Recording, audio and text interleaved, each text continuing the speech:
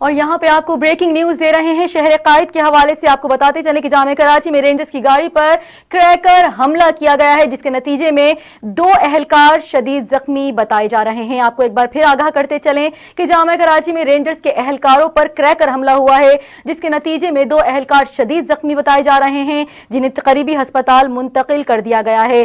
جامعہ کراچی کے شیخ زید ہسپتال سے متصل رینجرز کی گاڑی پر نامعلوم افراد کی جانب سے کریکر حملہ ہوا ہے، جس کے نتیجے میں 2 اہلکار زخمی ہو گئے ہیں، جبکہ رینجرز کی موبائل کو بھی شدید نقصان پہنچا ہے.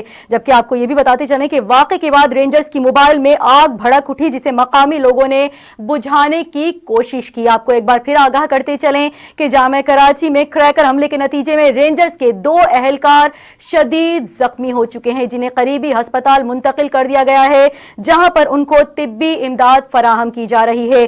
واقعے کی اطلاع ملتے ہی پولیس یونیورسٹی پہنچ گئی ہے، جہاں پر سرچ آپریشن بھی کیا جا رہا ہے. ایک بار پھر آپ کو آگاہ کرتے چلیں کہ جامعہ کراچی میں کریکر حملے کے نتیجے میں رینجرز کے 2 اہلکار شدید زخمی ہو گئے ہیں. اور یہ تھی تازہ ترین